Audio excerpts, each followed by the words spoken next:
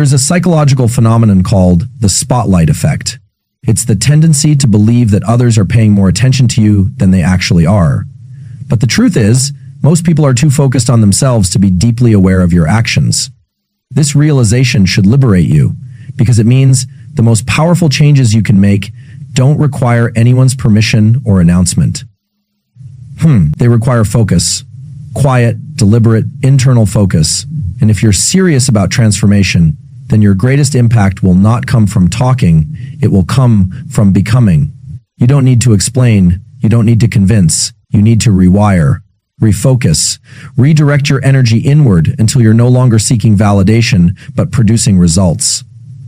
That's how you shock everyone, without ever opening your mouth. When you focus on yourself, you engage one of the brain's most powerful systems, the default mode network. This is the system involved in introspection, reflection, and identity construction. The more you engage it with intention, the more coherent and directed your sense of self becomes. You stop reacting to noise. You stop chasing shadows. Instead, you begin to align your behavior with long-term goals. And here's the kicker. Focus, real focus, literally reshapes your brain. Neuroplasticity, the brain's ability to change itself in response to experience, is guided by attention. What you repeatedly focus on becomes your neural identity. So when you repeatedly focus on yourself, on your values, your goals, your daily actions, you are reprogramming the very biology of who you are becoming. Now let's talk about silence. Silence isn't weakness, it's actually a neurological superpower. Silence reduces sensory input. This reduction allows the brain's salience network to highlight what's truly important. That's why the most powerful moves often happen in silence. While others waste energy narrating their plans or proving themselves, the focused individual builds in quiet. Silent focus activates the prefrontal cortex, the area responsible for executive function, long-term planning, and emotional regulation. So when you're quiet, you're not inactive, you're sharpening the blade. You're building clarity, you're conserving energy. You're focusing not on winning arguments, but on winning the long game. There's also a biological principle called Hebb's law. Neurons that fire together wire together. When you continuously feed your brain the same thoughts about your purpose, your next steps, your self-discipline, you are literally wiring that behavior into your neurocircuitry. You begin to default to it, and the more it becomes second nature, the less you have to explain it to others. Your consistency begins to speak louder than words. Your presence becomes the message. People don't know what changed, but they feel it. That's the shockwave. Discipline isn't something you do once. It's something you train like a muscle. And focus is the force that grows that muscle. If you check your phone every 5 minutes, if you seek likes or external praise to feel okay, you're surrendering your attention to a reward system that doesn't serve your long-term development. But if you redirect that focus inward, into your goals, your growth, your mental strength, you begin to rewire your reward circuitry. Dopamine, the molecule of motivation, is no longer tied to other people's approval. It becomes anchored to your own progress. That is power. Not external power, but internal sovereignty. You stop needing applause because you're giving yourself measurable proof that you're leveling up day by day, quietly, ruthlessly. The nervous system is designed for efficiency. It will always favor familiar pathways, even if those pathways are destructive, like procrastination or thinking or self-doubt. But with focus, you can change those patterns. You can engage the anterior cingulate cortex, which detects conflict between what you want and what you're doing. By heightening awareness of this conflict, you become more capable of replacing impulsive reactions with intentional behavior. Over time, this recalibrates your identity. You begin to think differently, act differently, move differently. Not because you told people you would, but because you showed yourself you could. Energy is finite. You have roughly 100 units of mental energy per day. 70 of those units go toward worrying about what others think, scrolling social media, or comparing yourself to people who aren't living your life. You have very little left to invest in your transformation. But if you take 80 of those units and invest them in your training, your nutrition, your reading, your work, your inner peace, your biology responds. Your hormones stabilize, your sleep deepens, your cognition sharpens, your self-respect multiplies. That's how you change, by compounding small daily actions that serve your evolution. And the world starts to notice, not because you told them to, but because the outcome became undeniable. Every time you choose internal alignment over external approval, you're training your brain to value truth over performance. That's rare. And what's rare shocks people, not because it's loud, but because it's real. Most people live on the surface, reacting, performing, conforming. But when you root yourself in inner work, your presence carries a different weight. You speak without speaking. You walk into a room and shift the energy, not with arrogance, but with alignment.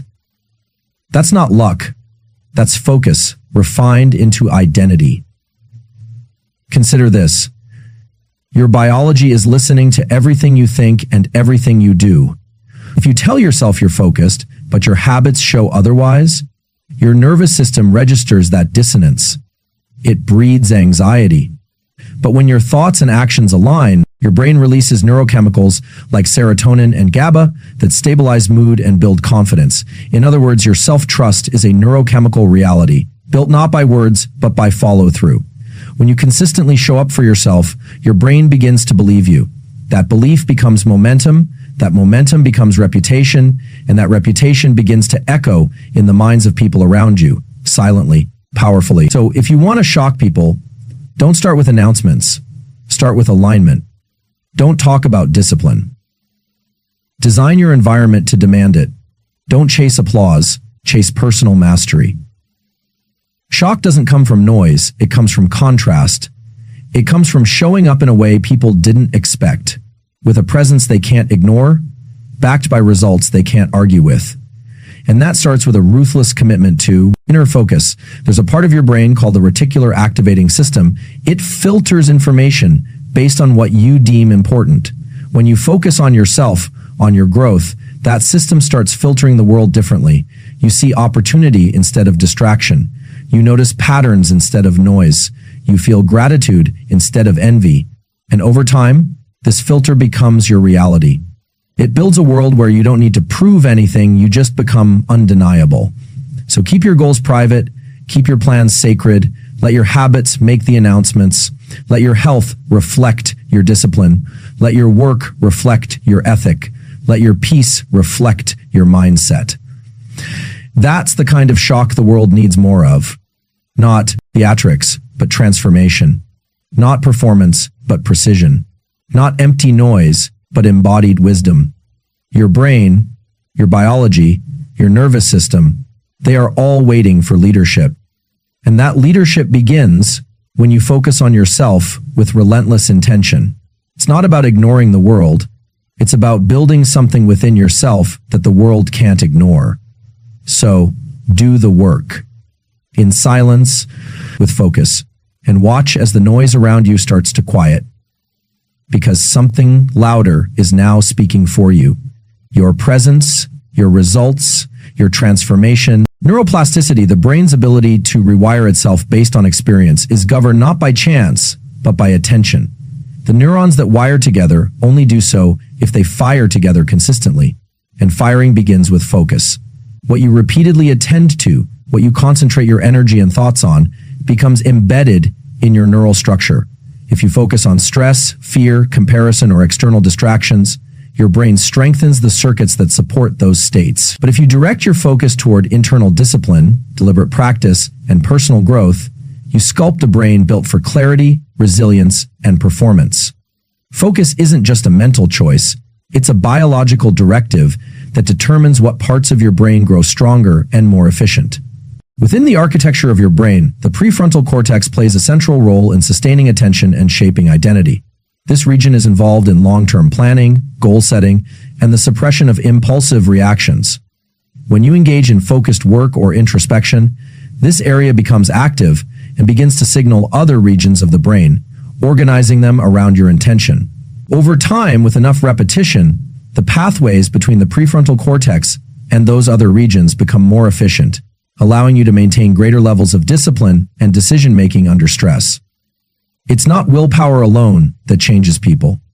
It's repeated focus that trains the brain to default to higher deficiency circuits instead of reactive patterns. Attention is the gateway to neuroplasticity. Imagine your brain like a dense forest of trails. Every thought, every action, every repeated focus is like walking a path through that forest. The more you walk it, the clearer the trail becomes. Over time, your brain begins to prefer that path because it's efficient. This is why focusing on empowering thoughts and behaviors consistently rewires your identity, not by mere motivation, but by carving deep neurological tracks that make new ways of thinking automatic. If you spend time each day reflecting on your goals, pushing yourself into flow states, or anchoring your attention in productive routines, you begin to construct a cognitive infrastructure that supports your future self without relying on constant effort. Focus is the most powerful tool you have to direct your mental evolution. But in the modern world, it's also the most underused. The brain is under constant assault from novelty, notifications, entertainment, comparison triggers, and artificial stimuli that hijack your attention and scatter it across 1,000 directions. Each time your focus is broken, your brain reinforces the habit of distraction. You become more impulsive, less disciplined, and more dependent on external stimuli for satisfaction. But when you resist the pull of distraction and train your attention like a muscle, you reclaim control of your own neurobiology. You begin to regulate dopamine on your terms rather than letting algorithms and short-term rewards dictate your mental state. Neuroscience has shown that deep focus, what some call flow or deep work, activates unique patterns in the brain that consolidate memory, increase learning speed, and strengthen cognitive flexibility. When you are in a focused state, the brain's default mode network quiets down and the task-novative network takes over. This switch allows you to enter a zone of optimized performance, where learning accelerates and distractions lose their power. Repeated exposure to this state wires the brain for higher-order thinking. You don't just become more productive, you become more neurologically efficient, capable of processing information with less effort and more clarity. One of the most misunderstood aspects of neuroplasticity is that it works both ways. You can build powerful productive habits just as easily as you can build self-sabotaging ones. Focus is the deciding factor. If you continuously focus on anxiety, fear, or failure, the brain adapts by strengthening those circuits. But when you practice focusing on your breath, your progress, your personal systems, your brain rewires to support peace, growth, and momentum. It begins to seek those states more automatically, just as it once sought chaos and distraction. You become what you repeatedly focus on, neurologically and behaviorally. Your identity is not static, it is sculpted daily by the direction of your attention. The good news is that neuroplasticity is lifelong. No matter your age or background, your brain remains adaptable. Every day is another chance to reshape your mind. Each moment of focused effort leaves a biological trace. Every time you override distraction, every time you choose reflection over reaction, every time you return to your vision despite fatigue or temptation, you are laying down the tracks of a new neural pathway. You don't need to fix everything at once. You simply need to commit to focusing on the right things consistently. Focus is the currency that buys you neural transformation. It doesn't require permission. It doesn't require an audience, but it does require intention and repetition. And when you give your focus to the things that elevate you, your brain begins to believe that's who you are. Over time, it becomes true, not through words or affirmations, but through biology. Focus is how you change your life. One synapse, one signal, one silent act of discipline at a time. Silence is often misunderstood as the absence of productivity, when in truth, it is a neurological amplifier. Within silence, the brain is not idle, it is recalibrating, organizing, and preparing for deeper levels of performance. In the absence of external noise, internal systems engage in a kind of restoration process, activating neural pathways that are often dormant during the chaos of stimulation. This is not passive stillness, it is active regeneration. Cognitive power isn't just built in moments of intense output. It is also forged in the quiet spaces where your brain consolidates memory, strengthens learning, and clears out mental clutter. Silence provides the bandwidth the brain needs to sort through information, identify patterns, and build clarity. When you enter silence, one of the most profound shifts occurs in your default mode network, a system within the brain that becomes active during rest, daydreaming, and reflection. In loud, overstimulated environments, this network is overwhelmed, fragmented, and unable to function with coherence. But in silence, the default mode network becomes synchronized, allowing for deeper self-awareness and insight. This is when the mind reflects, problem solves, and connects the dots that seemed unrelated. Under pressure, innovation, emotional regulation, and purpose are not always born in the heat of noise. They are often revealed in the calm of silence. On a biological level, silence affects the limbic system, the part of the brain that governs emotions, threat detection, and memory.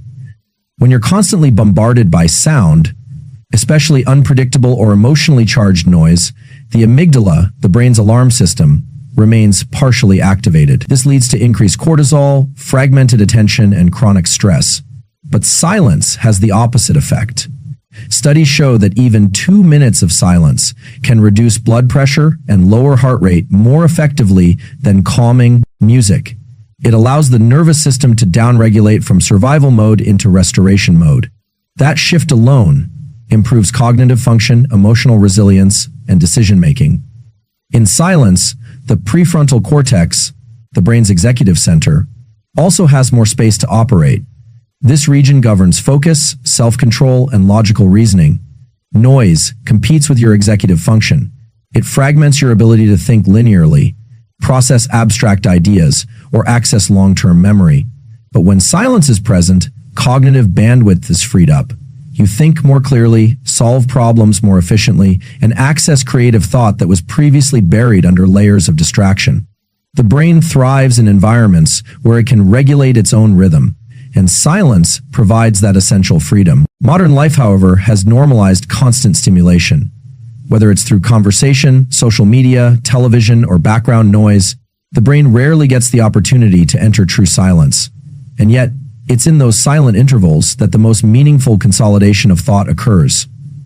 The hippocampus, responsible for memory formation, operates best when the brain has intervals of rest and reflection. Silence allows short-term experiences to be encoded into long-term learning. Without that time to process and encode, experience becomes superficial, and wisdom never takes root. Another critical aspect of silence is its impact on interoception, your brain's ability to sense what's happening inside your body.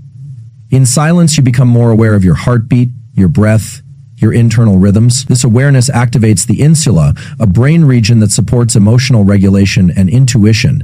When this system is trained, through silence you develop a sharper ability to read your own needs, stress levels, and even creative impulses. You begin to operate from internal cues rather than external noise, and this gives rise to a deeper kind of intelligence, one that is embodied, grounded, and intuitive. The paradox is that we often seek performance through action, yet silence is where the true scaffolding of performance is built. Elite performers in every domain, whether athletes, artists, or intellectuals, know the value of solitude, not because it isolates them, but because it integrates them. It brings scattered attention back to a point of convergence. In silence, your nervous system resets, your mind reorganizes, and your energy becomes directional. From this stillness, the next move emerges, not from impulse, but from alignment. Silence doesn't slow you down, it sharpens your edge. Your cognitive capacity is not infinite, it is a resource that must be protected and restored. Silence is the environment in which that restoration becomes possible. In the same way muscles rebuild in rest, the brain refines its architecture in quiet. Neural pruning, consolidation, and integration are all enhanced when external inputs are minimized. What seems unproductive on the surface is often the deepest form of mental recalibration. In a world where everyone is broadcasting, silence becomes your leverage. When you don't respond to noise with more noise, you reclaim your energy. When you pause, instead of react, you access higher order thinking. When you choose silence, you're not withdrawing, you're cultivating internal command. You're allowing your brain to operate with precision, depth, and clarity. And that clarity speaks volumes, even when you say nothing at all. Dopamine is often misunderstood as the chemical of pleasure, but it is more accurately described as the molecule of motivation and anticipation. It's not the reward itself that triggers the highest dopamine release. It's the pursuit of the reward. This biological truth carries massive implications for how we build discipline, purpose, and identity. When dopamine becomes tethered to praise, likes, validation, or applause, it hijacks the brain's motivational system and redirects it outward. But when dopamine is tied to personal progress, it becomes a sustainable engine that drives forward motion regardless of external circumstances. That shift determines whether your discipline is reactive or resilient, whether your motivation is fragile or forged in autonomy. The brain is designed to reinforce behaviors that lead to positive outcomes. Dopamine plays a central role in that feedback loop by making those behaviors feel worth repeating. But the critical distinction lies in what the brain interprets as the source of reward. If the reward is external, such as recognition, social status, or approval, dopamine becomes dependent on circumstances outside your control. Your motivation starts to fluctuate based on whether others notice your efforts or not. This makes you vulnerable to burnout, disappointment, and self-doubt, especially when progress becomes invisible to the outside world. But when you learn to generate dopamine through the act of showing up, taking action, and witnessing your own evolution, the brain rewires to seek the process instead of the spotlight. This internal tethering of dopamine is not a mindset trick, it's a neurobiological training process. Every time you celebrate a rep completed, a page written, a distraction resisted, your brain releases a small amount of dopamine. This builds momentum and helps you associate effort with satisfaction. Over time, the process becomes the reward. Your brain learns that showing up for yourself consistently is more satisfying than being seen doing it. This internalizes motivation, which leads to long-term success across physical, cognitive, and emotional domains. You no longer need to be watched to perform. You don't require approval to stay consistent. You are biologically invested in your own becoming. Tying dopamine to progress also protects you from the unpredictable fluctuations of external validation.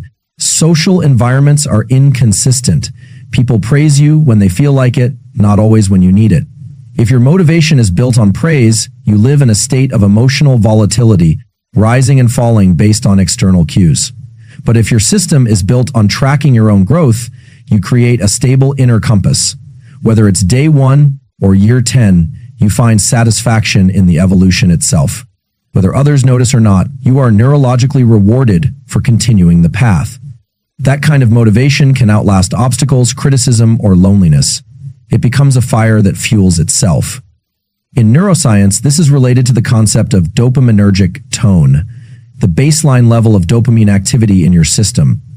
When you rely heavily on artificial spikes in dopamine, from praise or instant gratification, your baseline drops over time. This makes it harder to feel motivated by normal activities, leading to procrastination and fatigue. But when you generate dopamine from effort, resilience, and personal breakthroughs, you elevate your baseline. You find joy in movement, in showing up, in doing the hard things, not because anyone clapped, but because you witnessed yourself grow stronger. Your neurochemistry begins to reflect your values, not your environment. The key to building this kind of dopamine system is measurement. What you measure, your brain learns to care about. If you measure applause, it will chase applause. If you measure inner milestones, consistency, focus, time invested, your brain will begin to link those behaviors to satisfaction. You can reinforce this neuroplastic change by using deliberate self-recognition. After completing a task, even silently acknowledging it as a step forward helps build that dopaminergic connection. The brain takes note of what you notice, and what you reinforce, you repeat.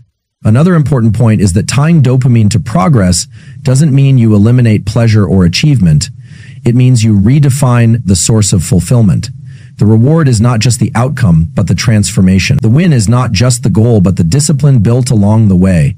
This shift makes you unstoppable because you are no longer waiting to be validated. You are witnessing yourself evolve in real time, and your brain is wired to find that deeply motivating. In a world addicted to applause, the person who draws strength from silent progress holds a powerful advantage. They move without needing permission. They persist without needing recognition, and they rise without asking to be seen. This is not stoicism. It is neurochemical sovereignty. It is the capacity to own your dopamine system and direct it toward who you are becoming, not who others want you to be. When progress is the reward, you don't just win occasionally, you grow continuously. And that kind of growth is louder than any praise you'll ever receive. The brain is a pattern recognition machine. It doesn't simply respond to what you do occasionally, it adapts to what you do consistently. Every repeated behavior, every routine followed, every habit performed is recorded in your neural architecture. Over time, these patterns become so embedded that they form what's called your neurological identity. This isn't just a metaphor, it's a biological process where neurons wire together based on repetition and frequency. The more often you show up with discipline, whether it's waking up early, training your body, finishing your tasks, or controlling your impulses, the more your brain adapts to make those actions automatic. What begins as effort becomes character. What starts as struggle becomes second nature. This is how daily discipline reshapes who you are at the deepest level, not just in your behavior, but in your brain. Each act of discipline activates circuits in the prefrontal cortex, the region responsible for decision-making, focus, and long-term planning. In the beginning, these circuits must fight for dominance against older, more impulsive parts of the brain like the limbic system. But with repeated use, the prefrontal cortex becomes more efficient. It fires faster, it consumes less energy to override temptation. What once felt difficult begins to feel natural. Your discipline is no longer something you have to fight for, it becomes your default mode of operation. That's the product of neuroplasticity in action. The consistent application of willpower doesn't just make you stronger mentally, it physically changes the structure of your brain. Neurological identity is not fixed. The version of yourself that struggles with inconsistency or procrastination isn't permanent. Those patterns are simply the result of past reinforcement. If you've spent years avoiding discomfort or quitting early, your brain has adapted to make those responses easy and automatic. But the same brain can be rewired with consistent effort. Every time you choose to act with discipline, despite how you feel, you interrupt the old pattern and strengthen a new one. It doesn't happen overnight, but with repetition, you build a new identity, one that is rooted in action rather than emotion. Your self-image shifts from someone who tries to someone who follows through. And that shift is encoded not only in your behavior, but in your biology. Discipline also reshapes your relationship with discomfort. The brain is wired to avoid pain and seek ease. But repeated exposure to controlled discomfort, like waking up early, pushing through fatigue, or staying focused on deep work, reduces the brain's stress response over time. You build what psychologists call distress tolerance. Your anterior cingulate cortex, the region that detects conflict and error, becomes more adept at handling internal resistance. This allows you to stay grounded and composed when others fold under pressure. It's not because you're tougher by nature, it's because you've trained your brain to stop reacting emotionally to effort. Through discipline, you desensitize your nervous system to the noise of doubt, and you become more capable of making rational choices even under stress. Even more powerful is the feedback loop discipline creates between action and identity. Every time you complete a difficult task, no matter how small, your brain releases small amounts of dopamine. This reinforces the behavior and creates a sense of internal reward. You begin to associate consistency with satisfaction. Over time, your mind starts craving the progress itself. This flips the typical motivation structure on its head. Instead of waiting for the mood to strike, you move because the identity you've built demands it. Your behavior aligns with your self-concept. You don't have to force yourself to act. You simply do what someone like you does. That is neurological identity at work. The power of discipline lies not in intensity, but in frequency. It's not about doing something heroic once. It's about doing something small every day without fail. Those tiny repetitions, compounded over time, leave deep grooves in your brain's circuitry. You become predictable in the best way. People can rely on you. More importantly, you can rely on yourself. And that inner reliability, built through daily repetition, becomes the foundation of true self-respect. You no longer look outward for permission or approval. You trust your own word because you've seen yourself live it out consistently. Every day is a vote for the kind of person you are becoming. Your brain is listening. It's observing. Whether you choose the hard path or the easy one. Whether you sit down to work or reach for distraction. Whether you follow through or make excuses. None of these decisions exist in isolation. They accumulate. They form habits, and habits form identity. And once that identity is embedded neurologically, it guides your life silently and powerfully. You begin to act from a place of instinct, not negotiation. And that instinct, forged by discipline, becomes the operating system that runs your life. The mistake most people make is chasing external impact before developing internal clarity. They rehearse lines, construct images, and curate behavior in hopes of influencing perception. But performance built on shaky foundations eventually collapses. You can't perform your way into true influence. You have to embody it. Presence is the byproduct of what you do when no one's watching. It's the sum total of your habits, your thoughts, your self-respect. It's what accumulates in your nervous system when you repeatedly choose integrity over shortcuts, discipline over ease, alignment over appearance. And when that internal structure is strong, you become impossible to ignore. Not because you're trying to be seen, but because you've built something undeniable. Your brain remembers patterns, not moments. One powerful speech won't give you presence. One confident meeting won't give you leadership. What creates real presence is consistency. Showing up every day with intention, practicing stillness, mastering your craft, and aligning your behavior with your principles. These are the repetitions that wire your presence into your physiology. Over time, you no longer have to think about how to present yourself. Your body does it for you. Your tone of voice, your eye contact, your posture, all of it begins to communicate your essence without effort. Presence is also amplified by your ability to remain unmoved in chaos. In high-stress situations, most people lose access to their cognitive resources. Their sympathetic nervous system hijacks their rational brain, and they default to either aggression or withdrawal. But the person who remains grounded, who breathes deeply, responds deliberately, and keeps perspective, emits signals of stability. And stability is magnetic. In moments of uncertainty, people don't follow charisma, they follow calm. They follow coherence. And that coherence is not created in the moment. It's trained over time through practices that regulate the nervous system and strengthen mental clarity. That's the edge that presence gives you. An internal stillness that becomes a beacon in a noisy world. Performance may attract attention, but it rarely sustains respect. Presence builds trust over time because it's rooted in reality. It's not a display, it's a reflection. It reflects your self-mastery, your resilience, your clarity, and that reflection speaks a language that transcends words. People don't remember everything you say, but they remember how they felt around you. They remember your energy, your intention, your steadiness. That's the legacy of presence. It doesn't shout, it doesn't seek, it simply exists. And in doing so, it leaves an imprint that performance never could.